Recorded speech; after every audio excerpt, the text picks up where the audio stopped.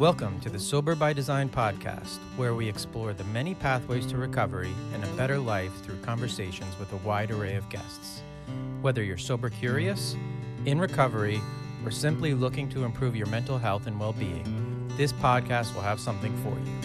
Each week, we sit down with inspiring guests from all walks of life who share their personal stories of struggle and triumph, offering valuable insights and practical advice on how to design a life worth living. From addiction and mental health to spirituality and creativity, we cover a wide range of topics that are relevant to anyone seeking to live a more fulfilling and authentic life. So join us on this journey of discovery, growth, and transformation, and start designing a new life. Welcome to the Sober by Design podcast, everybody. Tonight, I have a guest who I've known for a really long time. I don't even remember. I think it was 1997, 96 when I met Gina Vantuno. And she is a good friend of my wife, Renee, and that is how I met Gina. And we have been friends ever since. So welcome to the podcast, Gina. Thank you for having me. Yeah. So this is typically a podcast about, people in recovery or something like that, but part of my goal is to bring other people into the fold and really show people how to live their lives fully. And there is maybe nobody that I know that lives a more full life than you.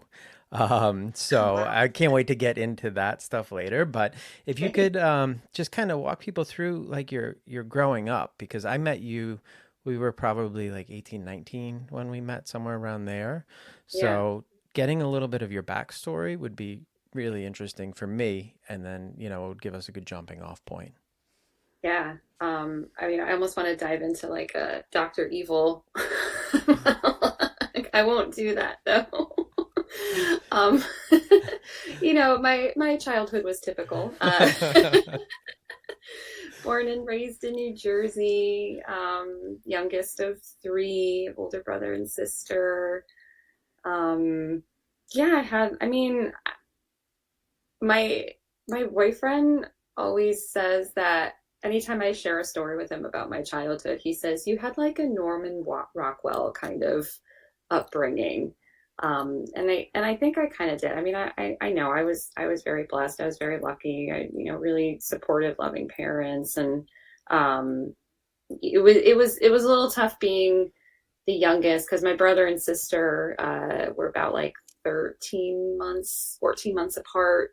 Mm-hmm. And I was like born 5.5 years after them. So I think I spent a lot of my childhood trying to catch up to them and be noticed by them, which might be why I do a lot of things. Okay. Possibly. But yeah, no, I had my parents always encouraged us to try as many things as possible, because you never know what you're going to really love. You never know what kinds of seeds you're planting. And I really took that very literally. I really, I played sports. I was involved in music and church, choir. That's where I met Renee at church. Yep. And just, really trying to try the scary things, which I feel like I'm doing a lot of now. Just being well-rounded and seeing what I enjoy. I wasn't very good at a lot of the things that I did. Well, there were things that you were really good at, though. I mean, we could get into that, but yeah. Well, I don't know, but yeah, but I do see now how like all of the things that I got involved in when I was younger have opened up doors for me now. So I'm really grateful. I'm really grateful that I had, I grew up in a family where that was encouraged. Yeah. Yeah. I mean, I know your family as well. Yeah, I was thinking about that today as I was thinking about this podcast. Like, I've been to parties at your family's house. I believe even at like your sister's house. And you are one of the few people in my life that is a thing. Like, I don't there's not many people where I'm going to like a sibling's house for a party. You know, like it just that's Yeah. not typical. And I think it's a testament to how close knit your family is, right? Like they're just you guys are so tight. And Yeah. you know, it is something, you know, that when I was looking from the outside, um, you know, it was something that I was very aware of, you know, throughout, you know, knowing you. And your parents were at our wedding.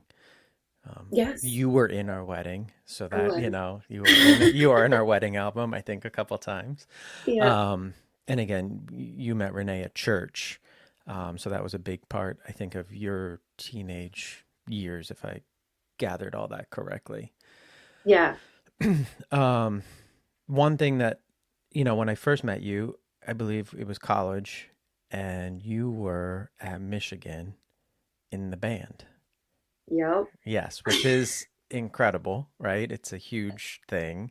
Um, a little bit of a backstory on that. Like, how did that all come about? Because, you know, now with a senior going into college, like I understand like the whole process now, but like, was hmm it, you know, were you like trying out or like how did that come about where you ended up in Michigan from New Jersey in the marching band? Well, it's so funny because I had no idea what a big deal the marching band was there. Like no idea. And I played soccer in high school. But I was also in the marching band in high school, but I was in the pit, so I didn't have to march. I just had to learn the music on my own. Mm-hmm. And so I don't know what it was about. Honestly, like first, what drew me to Michigan was just a gut feeling when my mom and I flew out there to visit the campus. And before the plane even landed, I knew that that's where I was going to be. It was the weirdest thing. You know, we had visited so many other colleges. I think I applied to like 12 different schools because I had no idea where I wanted to go. Mm-hmm. But I just felt like I was home there. And I remember thinking like, oh, I think I want to do marching band. That would be fun, having no idea what it was like. And I remember asking about it when we were, you know, doing the campus tour, and they said, "Oh yeah, you need to go to the marching band building." And I was like, "Wait, they have their own building? Not like, you know, the music campus, but no, they have their own building. They have their own practice field." Mm-hmm. It was crazy, and we went there, and they showed us a promotional video just to show me what it was all about. And later on, my mom, this was years later, my mom said, she said to me, I was thinking, I don't know what Gina's thinking. Like, this is, she's never really marched before because it was intense. But I was so glad that I did it. It was awesome. You know, I did it for 4 years. I learned a lot about, um, just learning to accept defeat and rejection, because unlike other programs, there were only a certain amount of members that were allowed to march Mm-hmm. in the pregame and the halftime show. So you could be in the band, but you might not be performing. And I think most of my freshman year, I was not performing at all. I went to every single practice. I was called a reserve. That's what we were called. But like constantly working on marching fundamentals, memorizing music, learning the songs to play in the stands. One time I got selected as a shadow, which meant I would follow a rank for the entire week. And in the off chance that someone got injured or overslept, I would get to perform. And that actually did happen. Someone in my rank overslept and they were late to the morning rehearsal on game day. So I got thrown in. Nice. So I got to march that one time my freshman year. And then I just sort of climbed the ranks. Each year I ended up being a rank leader my senior year. My junior year, we went to the Rose Bowl. I got to march in the Rose Bowl parade, which was amazing. And we won the Rose Bowl. We won the national championship that year. And like, what a time to be there. Yeah. It was one of the best decisions I ever made in my entire life was joining the marching band. Go Blue. Sure. Yeah, Yeah. no. I mean, it's something that I still, think about, and that's pretty much when I met you, I think, was maybe you had come home for Thanksgiving break that freshman year or something like that, and that's the first time I met you, or it might have been Christmas break. I don't know. Hmm. It's possible we were at a party at a funeral home after Christmas Eve service. I'm not Hmm. sure. Oh yeah. Uh-huh. I know exactly Right? what you're talking about. Yes. Um, so, that is something that I remember of you. And then the other thing early on, I'm guessing it was right after you graduated, you spent some time in France, right? Is Yes. that true? So another pretty major life move. I mean, something that is not typical of anybody else in my life. What prompted that? I don't think I quite know or remember. Um, a couple of things, uh, and not great things. One of them was that I had just ended a very long-term relationship and I needed some distance, like a lot of distance, because things were getting weird. That was one thing. But I graduated from college with the intent of becoming a English teacher. Hmm. And my student teaching experience was a complete nightmare. I left that experience and I graduated wondering if I had made the wrong decision.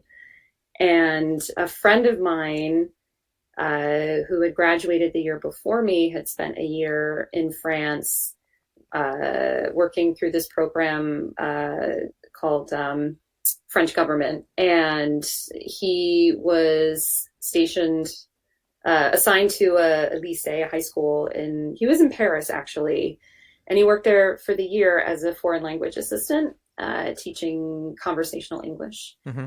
And I had studied some French, like I just took the minimum requirement, but I thought that that sounded pretty amazing. So I applied for the program. Honestly, I think they would have taken anybody because I really barely spoke any French. And I got accepted. And I remember in the application that you could pick your top three regions where you wanted to be placed. And I just left it blank. I said, I'm just going to let the universe decide where I end up, which was pretty risky, but I really lucked out. I got placed in this beautiful town, La Rochelle, Hmm. like right smack in the center of the Atlantic coast, a 3 hour train ride from Paris. It was so beautiful, right on the water. Um, this nice little town. Everybody was so friendly. I could walk everywhere. I lived. They had housing right on the campus, Hmm. and I actually ended up staying there for 2 years and worked at a lycée Valin, and I taught conversational English. Essentially, I would get like small groups of students and I would trick them into speaking English by playing word games with them and just trying to get them to be more comfortable conversing. And it was so much fun and a great opportunity to travel and just be exposed to a completely different culture. It was incredible. Yeah. Yeah. I'm sure it was. I mean, it's not an experience that a lot of people get to have. We've had a couple friends live abroad for extended periods of time. You are one of them. Another couple that spent some time in England, and they've actually moved back to England now. Uh-huh. They're living there again. Mhm. They just up and moved, but um, he had dual citizenship. So, Mm, so okay. his parent, he's actually a citizen of the UK or England, and just anyway, he's there. But it's not many people that I know that have that experience. But everybody that does go over there seems to really, you know, appreciate the time outside of the U.S. and they come back with a little bit of a different perspective. Hmm. So, Yeah, uh, absolutely. so you came back after that, and um, after that teaching here, right? Is that Hmm. the next step? Okay, so Yeah. you kind of took that experience, and I believe got the job here. married and a Hmm. kid, Yeah. right? And was that soon after you came back? I can't remember timing on this, but I met my ex-husband, but we met at the school where I was teaching. He was taken on as a maternity leave replacement about halfway through my first year. We had the same free period. So there was a small group of us that would always hang out, and we got to spend a lot of time together, got to know each other pretty well, and just started hanging out, dating, fell in love, moved in together. I think we were together about a year and a half before we got engaged, and okay. then got married the next summer, Hmm. I think. Yeah. Okay. Yeah. I mean, Yeah. yeah, That sounds about right. that sounds about right, I guess. Yeah. And then you guys were married for a little while and you had Hmm. a son and, Yeah. and like you said, now you're divorced. So, um, I just, I'm looking over at my list right now of things that you do living your life now. So you Hmm. went from married and now you're divorced. You were single mom for a little while. Hmm. And I know now that you have a boyfriend now, Hmm. but still, raising your son, in your house on your own. And you do so much on the side. Um, one thing I know that you got into early on, I believe it was like right after your divorce or right around the time was fitness. Hmm. And I just kind of remember that being something that you took on around that time. How did that happen? Like, how did you kind of jump into fitness? Because you really jumped in. And if you can just kind of give everybody that journey, I think it's an interesting one because Yeah. I have seen some people do it, but you've really kind of gone to that next level. Yeah, I didn't, and I had no intention of doing it. It just sort of, again, things just sort of like domino effect. It started with my sister-in-law, my brother's wife, who was really into CrossFit, and then my brother, because they were together, got really into CrossFit, and I was a runner, and that's all I did. I didn't do anything else. I literally just ran 6 days a week. Hmm. No strength training, no recovery, no mobility work, nothing. And they both were encouraging me to try CrossFit. Find a box near you. And around that same time, that was when I was going through my divorce, and I was driving through Hawthorne, New Jersey, and then I just saw this sign, CrossFit Soar, Hmm. this way.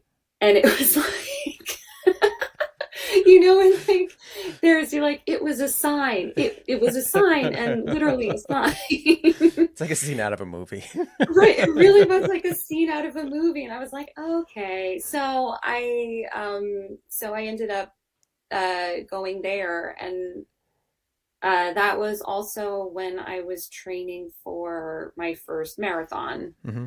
So I started doing some of the strength training uh, while I was preparing for the marathon, and then I just sort of I stayed with CrossFit for a little bit, and then that next summer. So this is probably about 4 months after the marathon. I was really struggling. The separation, the divorce. It was tough on me. I know it was tough on my ex. It was really hard on my son. Hmm. I was trying to date very unsuccessfully. It was not going well. Um, and that just kind of, like eats away at your ego and your self-esteem. So one of my really close friends that I work with, Christine, she had just started going to this yoga studio that was in her town, Yoga Haven in Oakland. It's closed now, but she said you should try it out. They have this beginners package. You get so many classes for this low price. She knew I was on a really strict budget. Hmm. Um, and I had never done yoga before. And I was like, all right, because I thought, well, it seems kind of hippy dippy and whatever, but sure, I'll try it. And so I went to my first class, and it ended up just being me and the instructor. So it ended up being more of like a private yoga session. Hmm. And I walked away from that session feeling amazing. Like so good, so calm and so grounded. And I hadn't felt like that in a really, really long time. So I kept coming back. And then the next year I was training for my second marathon. And so I was doing the running, some strength training with CrossFit, and then the yoga. And I noticed this huge difference. So, like the first marathon that I ran, after I couldn't move for like 2 weeks. Sure. like like stairs were painful. The thought of, forget running, like walking somewhere, it took so much of me to move from like just a few feet this way or that way. It took 2 weeks for me to feel normal again. But then the second time, my second marathon, when I had been doing yoga like once or twice a week, and I'm not even exaggerating, 2 days after the marathon I felt completely fine. Yeah. And that was when I that's sort of like the first domino, you know. Although I shouldn't say domino, that sounds like my life was falling apart. It wasn't. It was like, I don't know what another analogy would be. But I started to think, wait, does anybody else know about this? Like, is this, I thought like I was special, like I had discovered something, when I'm sure obviously many people know about the benefits of yoga, and you know, I think all athletes should be doing it. And then I thought, I all of a sudden I just had this really strong feeling that I should get my certification and then work with athletes. Sure. Um, yeah, so that's when I registered for the 200-hour teacher training. And a year later, I was certified. And then that just started to open up all these other doors, because then a friend of mine at my high school he coached winter and spring track, and one of the coaches had left, and so they needed to fill that spot. And so he approached me and said, you know, I know you run, you know, you're a runner, you have the yoga background, I'd really like to have you on staff. So then I ended up joining the coaching staff at my high school for spring track.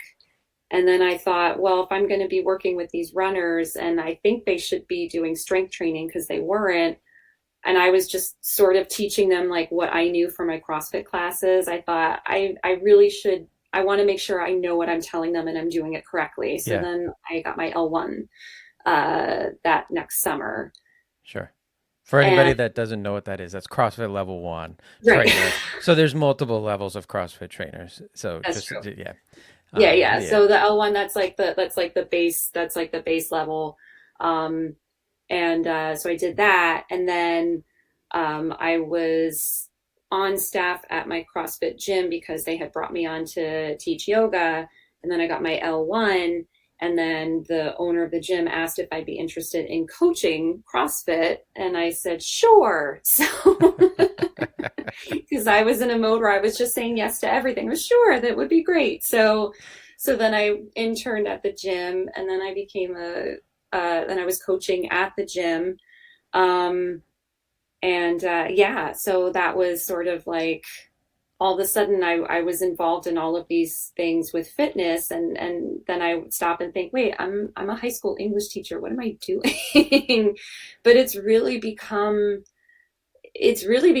a passion for me. You know, and that's what I'm already like counting down to my retirement, you know, 10 Yeah. years. And then I want to, that's my second career. I just want to do this more full time in some capacity. So Right. I mean, just to recap, yoga instructor, CrossFit coach, and then a winter and spring track coach, yes. which is just incredible. Like if that's just all that you were doing outside of teaching, you Hmm. know, and then, you know, you're adding in, you know, mom, and then Hmm. your girlfriend and your family, and you do a couple other things. We'll talk about them in a little bit. But you know, I just wanted to get back to yoga. I started some fitness stuff. I don't know. It was about 4 years ago now. It was after my mom passed. Um, you know, all that kind of wrapped up, it was a pretty tough year after she died, just wrapping up her estate and dealing with like a bunch of legal nonsense. I'll probably get into that at some point on this podcast. I haven't really gotten into it. Hmm. But, it was hard enough when she died and then having to go through like court, I had to go to court and like sit up on a witness stand. And it was just a lot of nonsense to deal with Yeah. after that process, right? So, Mhm. Renee was exhausted. I was exhausted, but I knew I had to do something. And I jumped into CrossFit. I had heard you talking about it, and there was enough people talking about it where I was like, okay, Mhm. I gotta do something, and I really enjoyed it. And I was going with Winston, and then the pandemic hit, and now we have the equipment in the garage. Um, I don't really do it as much as I should. Mhm. Winston's kind of transitioned more to just straight weight training, which Mhm. is really good to see. Yeah. He supplements that like with it through his, because of soccer and then track. And Desmond will even go down there and use the weights a little bit. He's That's 11, awesome. I love but it. they both utilize it, which I think is awesome. And Hmm. then a couple weeks ago, somebody that I work not with, but in my industry, he wanted to do some networking, and he said, "Let's do some hot yoga." And I was like, oh, Hmm. oh, all right, sure. Um, and I went and did hot yoga. And the only other yoga I'd ever done was like restorative or something very calm, right? Like I was in like Hmm. three positions for like an hour. Like it just Yeah, was that's like, like restorative. yeah, it was very, very easy. So I was like, Yeah. I got this. It's it was crazy hard. Yeah. It was so I guess there's three different types of hot yoga. One where the floor heats up, one where the ceiling heats up, and then there's like one where there's like an outside fan. But this was the ceiling one, so the thing was like right over me. It was like 95 degrees in there, and just really hard to hold those positions. So I could see how there's a benefit for like the recovery and the Hmm. just the stretching, and you're just so much more mobile if you can do that on a regular basis. Um, and I Yeah. yeah, and just to kind of bring it into the recovery sphere, the other day I was at I had a retreat where I do some part-time work, and a woman came in and they do 12-step yoga. So there's this whole group.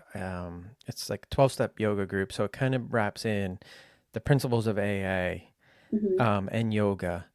And I guess there's a lot of it tied together. She was kind of going through some of the history, and one of the founders of AA did kind of go into the yoga stuff, and they pulled from different religions, and there is a lot of overlap.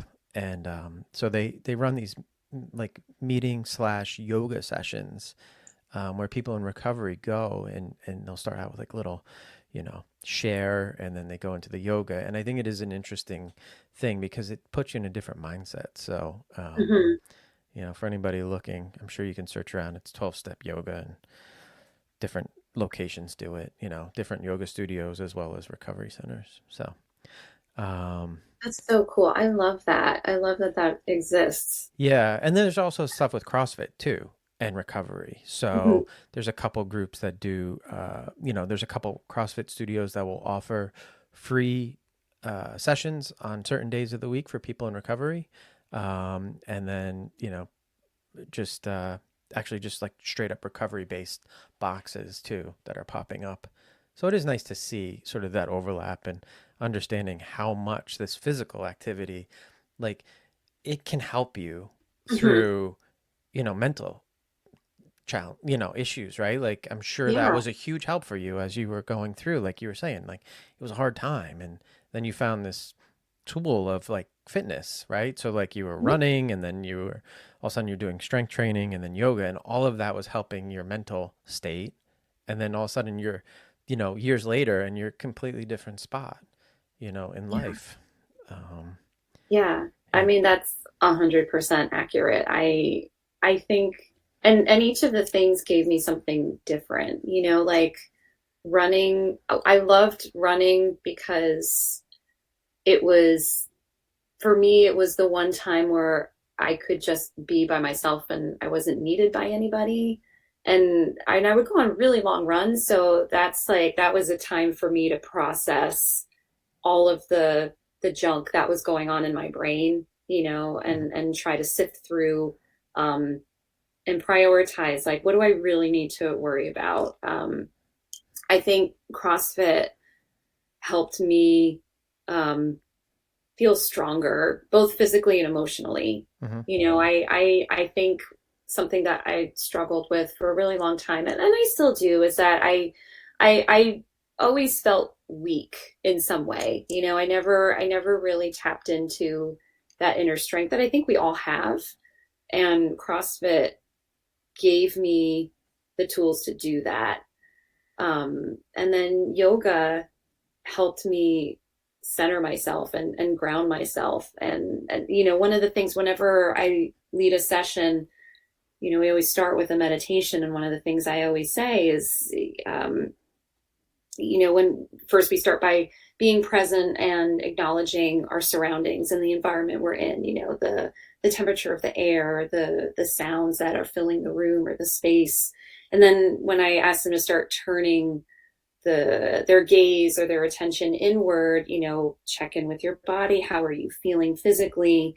And then we turn to the mind, and I always say, those racing thoughts that you have, those nagging thoughts, you can't force them out. I personally don't think it's possible to just shut down. I Right. can't do it. So I would never force anyone else or insist that they do it. But I always say, those thoughts that are just running through your head, you can't shut them down. You have to let them run their course. With every inhale, acknowledge one of those thoughts that's not serving you in this moment. And with your exhale, just let it go. And what's beautiful about a yoga practice, and I would say the same for any physical activity, you become so focused on your movement and being present with your body that you don't, um, what's the word I'm trying to think of? You're not fixated on those other things. Right. It's a chance for you to, like, really let go of the things that are weighing you down in the moment. And I think that, there's that mental piece there. I mean, there's also the science behind it, with all of the chemicals in the body that are coursing through you and making you feel better. Uh, and I think that's all important. I honestly feel like, and I'm not an expert, but I think that everybody should find a way to move. Yes. It's so important. I Yeah. mean, movement is, we were made to move. I Hmm. think we all kind of live a pretty, sitting, we're sitting a lot now and we're not doing as much as we used to. I can see it specifically with my youngest. Like, if he doesn't move, it's over by like Yeah. 6 o'clock. Like, he just is like unbearable. Like, to have, you can see his need to move. Like, literally, you can just like look at him and go, that person needs movement, right? And like, you can kind of tell when people need to do something. And Hmm. for me, I know when I was doing CrossFit in the gym, because it was just a different intensity in the gym than it is at Right. home. Like, Hmm. I would come home and I would have no ability to have that kind of like anxiousness. Like, it was all gone. Right? I worked that all out. It wasn't there. And then the next day, if I didn't go back, I was tired enough typically where it's like, okay, I don't need to move like today, right? Like, I got it. I moved yesterday. Yeah, yeah. My body was like, okay, don't move. But I think it's true. Like, we all need to do something physically. Hmm. And if you can do something physically, multiple times a week, you're in a much Hmm. better spot. And as we get older, I mean, I'm not getting any younger. My body's not getting any stronger. It's trying to deteriorate quick. So like, we need to help it stay good, right? There's science behind that. Anybody can go listen to Andrew Huberman's podcast, and he will gladly talk to you for 4 hours at a clip about why you need to move. Hmm. I don't know all of his stuff, so go that way. The other thing I will say about all the classes, and I'm sure that you get this out of yoga classes, coaching, and then the CrossFit classes are the community. This is the community aspect, right? Like I know that that's something that I get out of it. As somebody who coached youth sports, like you get sort of that feedback and you feel like you're part of something bigger than yourself. Hmm. And then in the CrossFit gym, just that camaraderie. And then I'm sure in the yoga studio, there's its own vibe. But that's an important part of, being a human too, is having that sense of community. And I don't think we get it enough Yeah. in modern life anymore. I think it's kind of a little bit broken. And I think that these places are where people are getting it now. You know, Yeah. in the past, maybe we did get it at, you know, you went to youth group, right? At the Mhm. church, at a Presbyterian church. I went to youth group at a Presbyterian church. Literally, the Presbyterian church is why I am married and have a family. I don't go to church anymore, right? But Yeah. like as a teenager, that was an important part of my life. Yeah. And it's just very strange. Like, and I don't know, personally, I don't know that many people that go Yeah. to church anymore on a regular basis. I mean, people will go for like special events and, but like, that's why I have my family. Hmm. It's so weird that I just don't, it's not part of my life anymore. But, I'll pay, $100 or $150 a month to have a sense of community. And Hmm. it could be, I could have the same thing for free, Yeah. in a different way. Yeah. But I think that's all important stuff. Um, Well, I definitely feel that, it's interesting that you bring that up, like, because same as you, like, when we were in high school, youth group choir, I went to church every Sunday. I've never been baptized actually, but middle school, high school, this was my community. These were my friends. This was my people. Um, and then I went to college and I never went to church again. yeah. But I remember when I started really getting into running, and this was it's probably a year after I had my son, I would go for runs Sunday mornings and I would run by the church that was in Hawthorne, and people would be coming in and out, so I'd be like passing, like maybe before mass or after mass. And I remember saying to myself, part of me would feel bad that I don't go to church anymore, but then I would say to myself, well, this is my church right now. I think I've made peace with the idea that I think I'm still a spiritual person. Hmm. And I think there are a lot of different ways that you can be spiritual. And and if for one person it's going to church every Sunday, that's beautiful. What I loved about church was being surrounded by people who just wanted to be good people, Yes. Yeah. and I think that's beautiful. Yeah. And Yeah. that was the same on my end, right? They were all people Hmm. who, I'm friends with a lot of them still, Hmm. like there's a lot of those people that are in my life today, which is incredible. If you Yeah. can, that's a long time ago, for a lot of people, you don't hold on to friends from high school. Right. And we have, those friends in our lives. We don't go to church. I mean, my mom was a youth minister. I mean, she was as, churchy as somebody could be. And I didn't know that. yes, yes, Oh, wow. she was incredibly religious. And it was something that I think I pushed away, Hmm. as she dove deeper into it. A lot of that came out of her recovery, when she went into AA. And so she went back to college and she got, a degree in theology, and then like focused on youth ministry, I guess. Hmm. And so she worked at the local church, and she was there for years, and she did a lot of good there. Hmm. Just like the church itself was something that I kind of pushed away. I think both my brothers went and did like all the classes and all that stuff. I did not. Um, she really wanted us to get Winston, like baptized there, christened, whatever it is, christened. I don't even know. See, I don't even know the terms. Same thing. I feel like it's the same What? thing. Yeah, whatever they do in the Catholic You Church. put the water on your head. Yeah, yeah, like that was a big deal, right? So I remember like she was like, we need to have this done, and we're like, no, it's not happening. So, there was a weird spot there. But we do tend to, be spiritual. It's just that we don't go to the formalized, church atmosphere. And sometimes I think about it, but then it just it's one of those thoughts that kind of comes in and out real quick and it never really sticks. But the sense of community, I think, is important. But we've gotten it elsewhere, right? So we Mm-hmm. get it through the kids' sports and, again, my coaching. So we have this big community that way. And I think just having that community and then the movement, like you're talking about, like if you can get those two things into your life, you're like so far ahead of everybody else from just a well-being standpoint, right? Like having those two things just really sets you up for some type of success. Um, Yeah.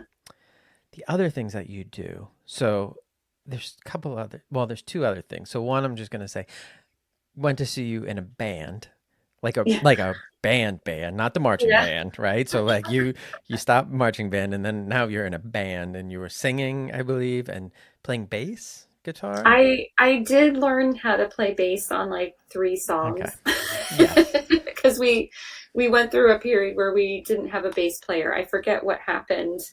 Um, we had because our bass player left because he had his own band, so he wanted to focus on that more. So we were without a bass player. So I learned some basics, very basics on bass. I learned a little guitar. Hmm. I mostly rocked a tambourine. That was my Okay. that was my instrument of choice. But and then I sang. Yeah, that Okay. was a good time. Yeah. That was fun. Yeah. And you played like local bars but it was fun and it Yeah. was like a lot of teachers, if I remember correctly. And Yeah, yeah. it was teachers and our principal and vice principal and school social worker and yeah, so we were it was a charity band, so we call or any teachers that are listening, our band was called SG Overdrive. So if you're a teacher, you'll get the joke. Okay. Um, and we would raise money for scholarships for students. So every anything we made on any of our gigs went back to the kids. So it was a lot of fun. It that with so many other things kind of died out with the pandemic. Yeah. Unfortunately, I think that there's a few members left, but I'm not in it anymore because I'm so busy coaching track. I just don't have the time for it, which is sad. I miss singing, I miss performing, and I miss my bandmates. But you know, sometimes you have to start like taking things off your plate. Yeah, I mean, you can't Yeah. do everything. And, again, we've already said, all these other things. And you have a podcast. And I do. it is, it's an interesting premise.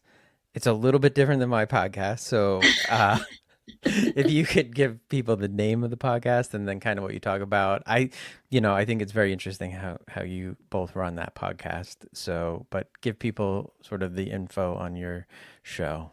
Yeah, so podcast is called Nope, Never Saw It. It's a movie podcast, and I do it with my friend Sonia, who I've known probably for like 16, 17 years now. And Sonia does not like watching movies at all.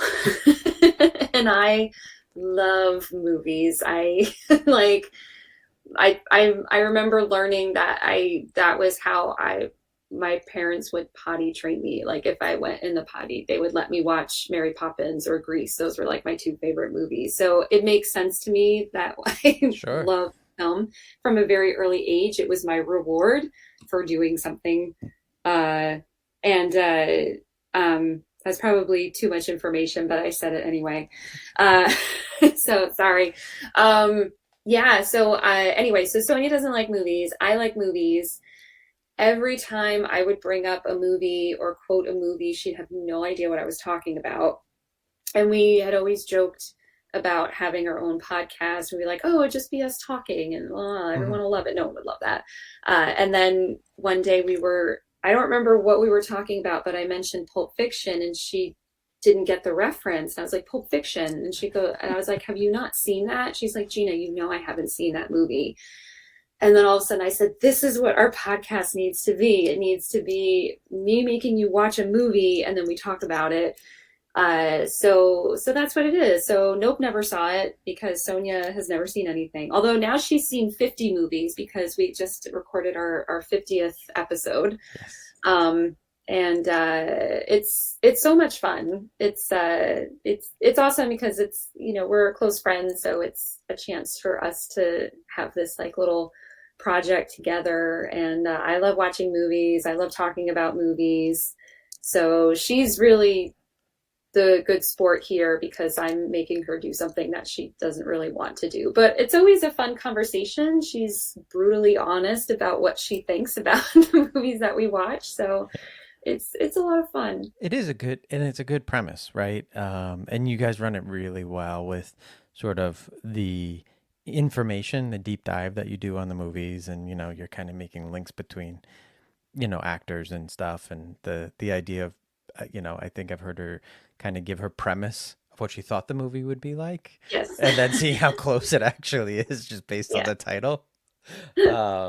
Very funny stuff. And the movies that she hasn't seen, quite incredible. I mean, I like movies too. So, the fact that some of them, I'm like, wow, how did she not see that one? Like, it is, but that's some people, right? Like, everybody does different things. So she spends her time, I guess, I don't know, reading? I'm not sure. Going to fish concerts. Okay. Okay. Well, that makes sense. Those are very long. It's a lot of time. That's a lot of time. They're jam bands. They go on for a while. Yes. It's like 4 songs, and it's like 5 hours. I shouldn't make fun of jam bands. I like jam bands. I know you do. It's like my brother's whole livelihood.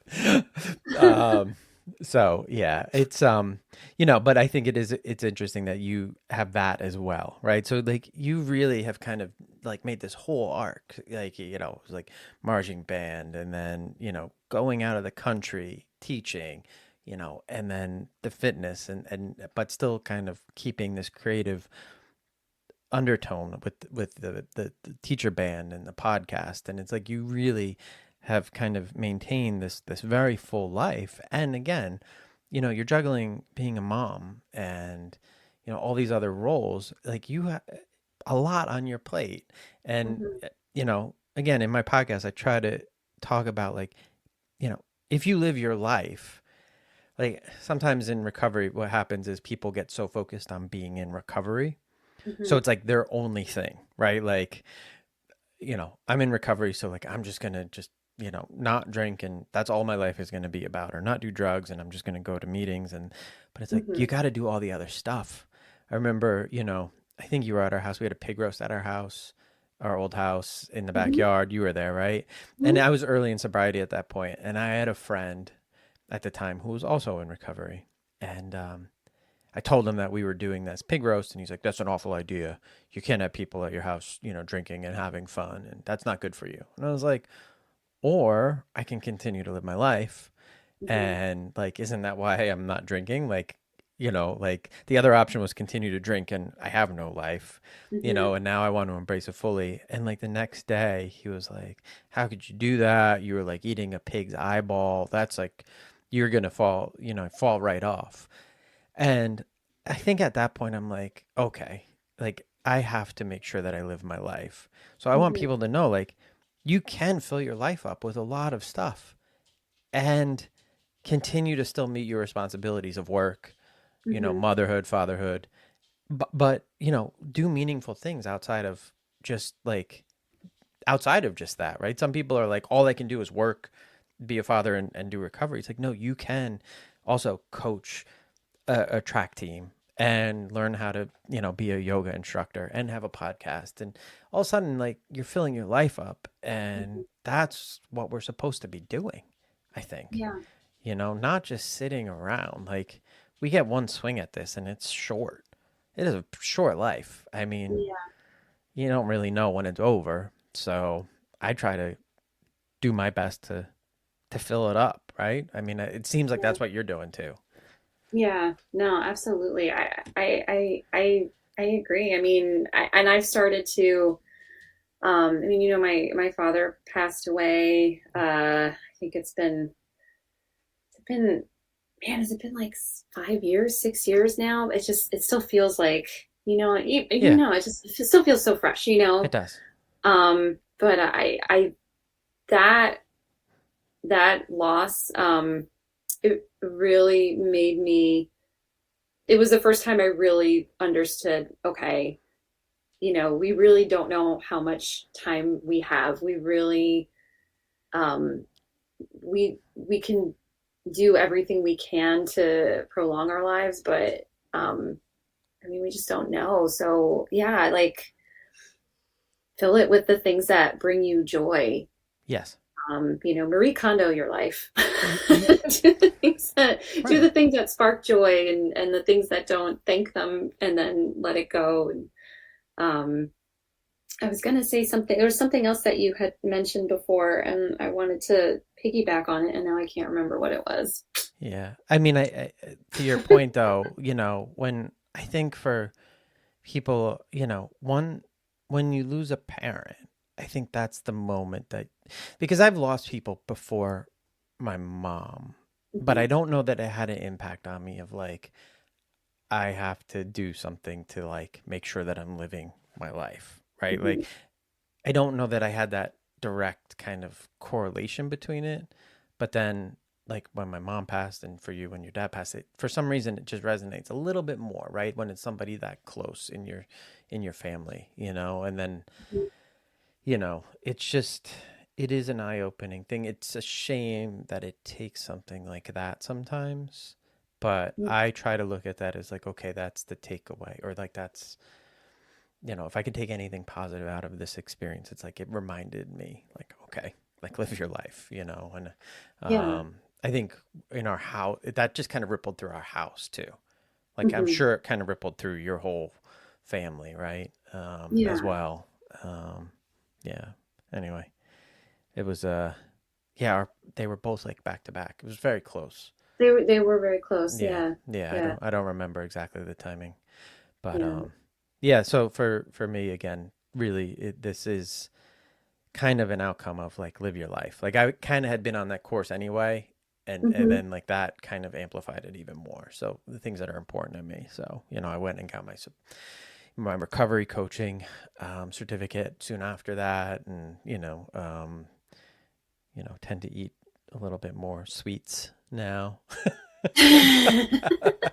More sweets or less sweet? More, no, less overall, but more than I had been.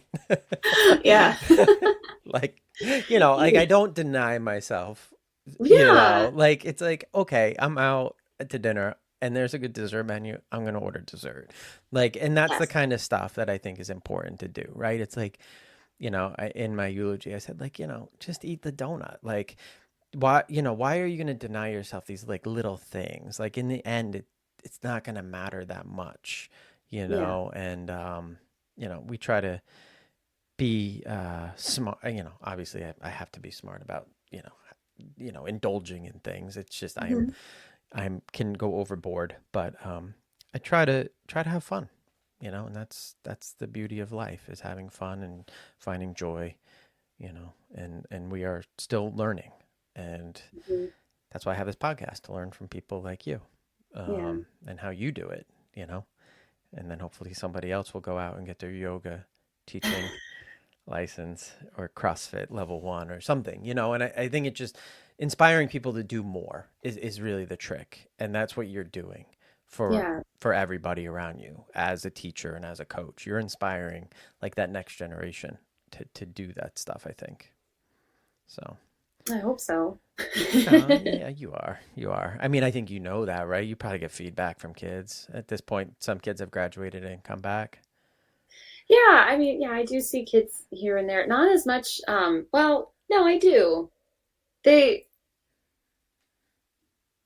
not a lot of kids come back to the high school, but the ones that do, that I do get to talk to, yeah, they're always very sweet. And Yeah. it's nice to hear uh that they enjoyed my class, or they love track, or it's but it's one of those, I mean, teaching is one of those jobs. It's thankless. And I don't mean to say that in a bitter way. I'm happy to do it. I love what I do, but I don't do it because I want my students to love me. Right. Right, right, right, right. I do it because, I mean, it kind of fulfills a lot of those things that, we had talked about before, that creativity urge that I have, and having that community, it's at my classroom, those are small communities. My friends at work, that's a community. There are all of those things that we've been talking about, the things that bring you joy, that fill your life. I'm lucky that I have a career that does check all those boxes. Does it drive me crazy sometimes? Yes. 100%. Every job does, Sure. but yeah, no, I love what I do. Good. Yeah. Well, that being said, I know you wake up early. So I have one question, kind of like a group of questions that I like to ask at the end Okay. is, you know, what, and it could be anything, movie, Mhm. TV, book, music, if you could leave us with a couple of things that are really piquing your interest, like right now in that realm of the sort of the arts, some recommendations. Oh gosh. I oh, that's a really good question. Let me think about this.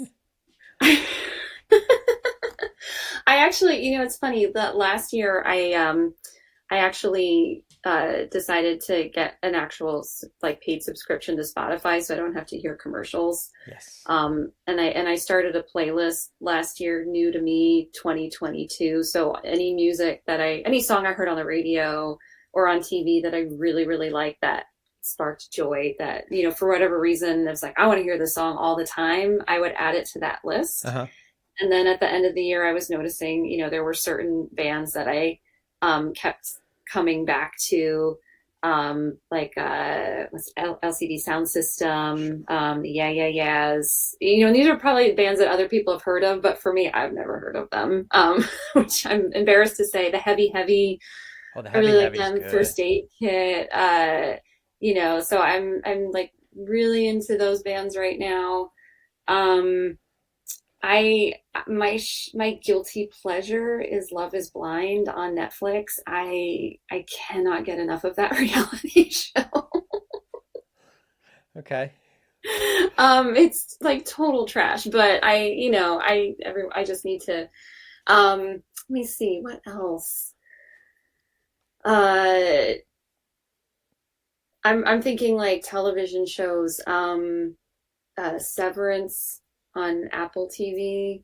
I haven't seen that one. I think that's what it's called. It's with Adam Scott. It's amazing. And Shrinking, their first season. That was a great show. What have I read? I recently read The Midnight Library and The Seven Husbands of Evelyn Hugo. Both books I could not put down. Um, And I've been on a reading kick because I've been doing a lot of independent reading with my students this year, and they're all reading these really cool books and they're making recommendations for me. So now I have this super long list that I'm, trying to get through. And I got a lot of books as gifts for Christmas and my birthday. Am I answering your question? Yeah, no, you're giving us a ton here. I'm sure people are going to pick up on it. And I always put it in the show notes too. So, that is good that you have your students doing independent reading because I have a current gripe with fifth grade reading. So I Hmm. hope it gets better. I am like so upset at how they teach kids in fifth grade how to read. I'm struggling really hard with it as a parent and just watching my kid with zero attention span try to read a story about, a farmer in Ecuador and then answer Hmm. five multiple choice questions and then get like a 60 because he Yeah. couldn't, hold his attention. It's like, no kidding, he can't hold his attention on that story. It's a Yeah. junk story for a fifth grader. Yeah. It's like there's got to be a better way. Um, Yeah.